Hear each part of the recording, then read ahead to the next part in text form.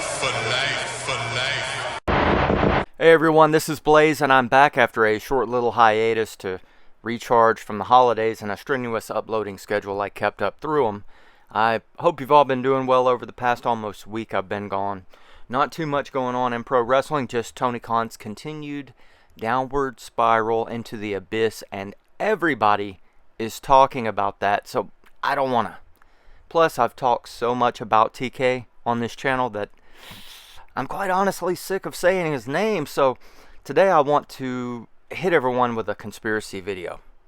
You've already read the title and seen the thumbnail, so you know that this is a video talking about how, just like we've talked about on the channel with Owen Hart, Eddie Guerrero, and Chris Benoit before him, the Ultimate Warrior was, quite frankly, another murder. Blood on the hands of the evil man that is Vincent Kennedy McMahon, and all in the name of money, material world successes, and egotistical revenge. Before I get any further into this, gotta hit you with the disclaimer. This video is for entertainment purposes only. Anything said from here on out is allegedly and a theory, a very believable theory once you take into account how just off the wall, obviously wrong and unsettling this whole thing was with Warrior's return to the WWE after, 18 years away from the company and Vince McMahon.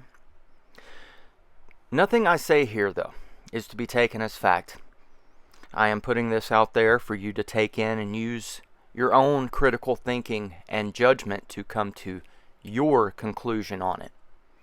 I've had comments from people who aren't fans of this disclaimer, and I would much rather have it on my videos and them not be taken down, or even worse, and just them be allowed to stay out there so more people can hear what I have to say on this, because Warrior is one of my very top all-time favorites. He's in my top 3 right beside Hogan and Savage, and he belongs there. He's still to this day one of the absolute biggest draws and stars in the entire history of the business. And there's not enough people talking about the obvious questions when it comes to his sudden and extremely suspect drop in health and subsequent passing. You see, when Warrior left Vince McMahon and the then still WWF in 1996 after his third and shortest run in the company, the two parties would spend the next few years tangled up in a legal battle over the use of the Ultimate Warrior name and likeness, a battle that the court would ultimately and justly side with the Warrior on. Now, we all as wrestling fans know Vince McMahon and what kind of human being, if he even really is one, that he is. He's vindictive with one of the biggest egos, if not the biggest, ever seen. And he doesn't take challenges or losses well, so if you're assuming he sat and stewed over how he was going to get his revenge on Warrior for nearly 2 decades, then yep, you're right. I am sure he did. Add to that the fact that Warrior also was very vocal about the things he was aware of happening in the company that he did not agree with. Years and years ago, in the early 2000s, Warrior filmed several long shoot interviews in his home and posted them to YouTube, but oddly now, most of them seem to have been scrubbed from the internet as a whole. That's odd, isn't it?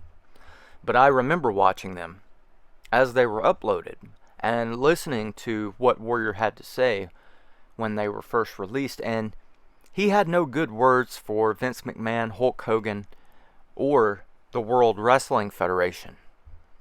You see, Warrior was adamant that most of the wrestlers, and especially Vince and Hogan, were secretly gay, or at least bisexual, and that homosexual rituals were a very common thing in the company. If you want to find information that backs up his claims, look into the Ring Boy scandal that Vince covered up with the steroid scandal in the early 90s. and all of the shoot interviews with different wrestlers, claiming that they were approached for sexual favors with Pat Patterson to make it to the next level in their careers. And when they declined, they were buried, released, or both. I'm sure I'm going to personally touch on the Patterson and Ringboy stuff myself here on the channel in the near future, but the evidence and statements are out there for you to compile if you dig. He also claimed that Brutus Beefcake, Hogan's longtime best friend, was Hulk Hogan's on-the-road gay lover. I mean, look at his gimmick he played. I'm not going to say it's true, but Warrior was there. He worked with those guys. I sure as hell didn't. He pissed in the most powerful people in wrestling cereal bowls, though. That's for sure true. All of the animosity that Vince had mustered up towards Warrior for being hard to deal with during his runs, holding him up for more money on his WrestleMania pay in 1991 that led to Vince lying to Warrior and agreeing to his demands only to release him shortly after, beating him in court, disparaging the company in videos online. I'm sure Vince held on to all of that vindictively. That's why in 2005, Vince released the Destruction of the Ultimate Warrior documentary filled with damning accusations and damaging interviews from Warrior's peers over the years. It was an attempt to destroy Warrior and give him zero credit for the success of the Ultimate Warrior character. Because if Vince wasn't holding the keys to Warrior's image and likeness, he was going to dismantle it. Because he's a vindictive, evil bastard. And I'm pretty positive the entire company is also a cult. But I digress. Almost 8 years exactly after the release of that DVD, in a huge surprise announcement for the WWE 2K14 video game, Ultimate Warrior was announced as, I think he was the pre-order bonus for the game. It marked the first time in almost 2 decades he would appear in a WWF/WWE video game, and also the first time he would be working with the company again in any capacity in the same amount of time. I was psyched. I couldn't believe it, really, especially considering I was a huge fan of Warrior and had been listening to him and everything he had to say about the company for so long. I was happy that he finally mended bridges with McMahon and the WWE. And I was looking forward to hopefully seeing him on TV in some kind of regular role. Of course, now, in 2024, I wish he would have never had contact with Vince McMahon at all, ever again. You see, it's just like Viscera's wife said when he passed away only a couple of months before Warrior. Vince McMahon only cares about money. He doesn't give a damn about the wrestlers and never did.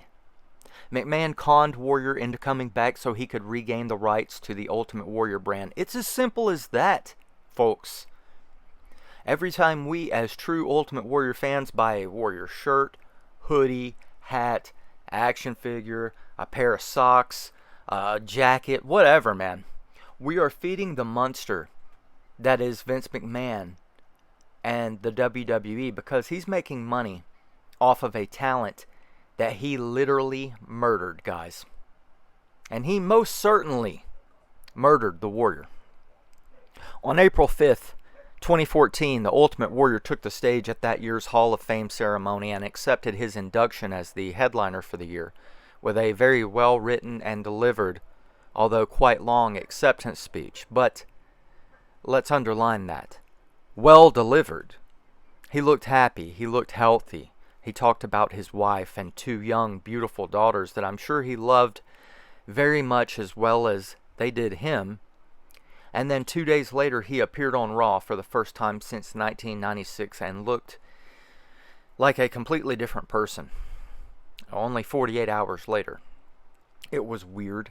It was unsettling and eerie. He looked as if he was having a hard time even breathing, and his words are chilling and foretelling of his death that would come less than 24 hours later. He said, and I quote, "Every man's heart one day beats its final beat. His lungs breathe their final breath.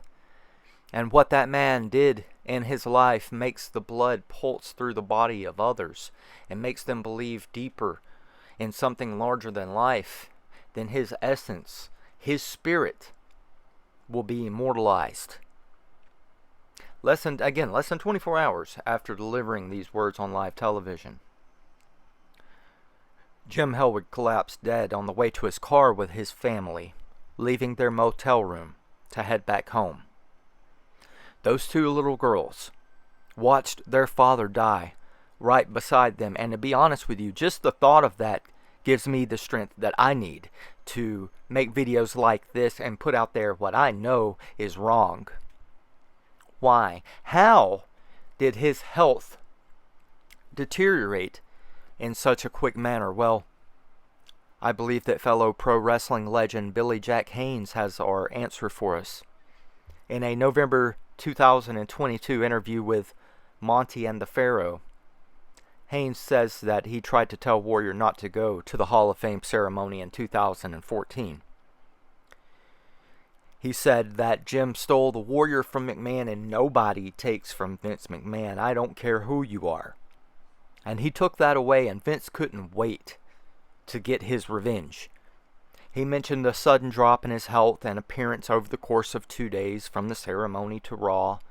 And he says the culprit is a mafia drug that can be very tactically administered on someone, sprayed onto their skin, and it can penetrate and cause heart failure undetectable, untraceable within 24 to 48 hours or something like that.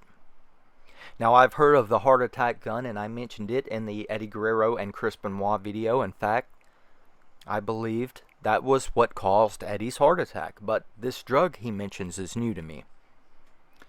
But it does make sense, doesn't it? Haynes even claims the same thing happened to Randy Savage with his heart attack. Why? Money. Just like Warrior.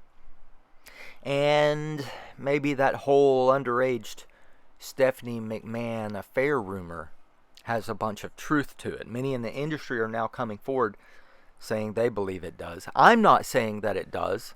Not saying that it doesn't either, though. We buy all of this merchandise to celebrate our lost heroes, putting money into the pocket of the very man who killed them. Pretty messed up, huh? Vince McMahon has a long history of using his employees up and then killing them for added profit. And I'm personally not going to stop talking about it until it all comes to light.